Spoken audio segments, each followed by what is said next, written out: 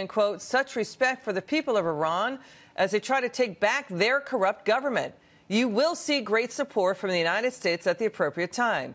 Now to a Syrian refugee. He survived a chemical attack in his own country. He's activist and author of the book My Country, a Syrian Memoir. He's Kassem Eid. Good to see you, Kassem. Should President Trump support the Iranian protesters? First of all, thank you for having me, and I want to wish you and the American people a Happy New Year and sending you love and prayers for the upcoming storm. And it's always crazy to hear people criticize the United States under any circumstance for standing up against dictators or fascist regimes like the Iranian regime or the Assad regime in Syria.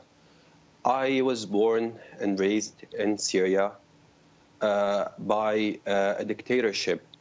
They taught us in school that America is the great devil. They taught us in school that the Holocaust didn't happen. They taught us in school that Hitler was a great leader, not a great dictator who killed millions of people. They taught us a completely false history. They made us believe that the Soviet Union was the liberator and the United States was always the devil that's trying to kill people and steal their money and take their jobs and occupy their countries.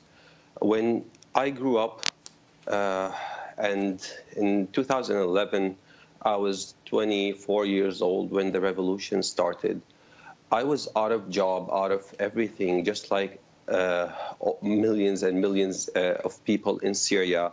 There was no future. There was no hope for any true progress to actually do something in our lives except for just begging for pennies after 12 or 13 days, 13 hours of work per day. We had nothing to lose. That's why we stood up against a fascist dictatorship, and we risked our lives, we risked our future, we risked everything, and we marched peacefully in the streets for more than 11 months. And all what we got was statements of support and, I don't know, a couple of media reports, and that was it.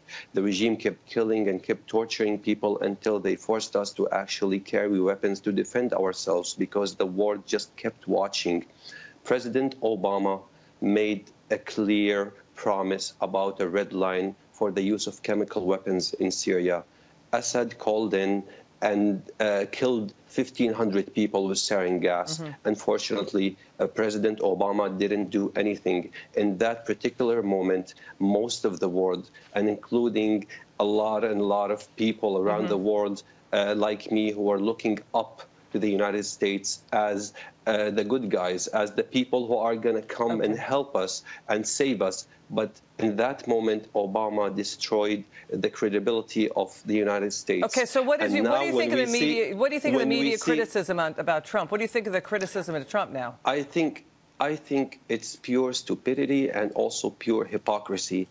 I literally challenge any person who's defending the Iranian regime to actually go and live in a dictatorship like Syria or Iran or North Korea or anywhere else and see how would he say about what he's going to say after he's going to live there, and see what does it feel like to actually live in a dictatorship, to actually walk in the street and to see a police officer killing you or torturing you out of no reason without any permission from any kind of justice. I just want to say one thing, please, if you just give me 1 minute and I will wrap it up.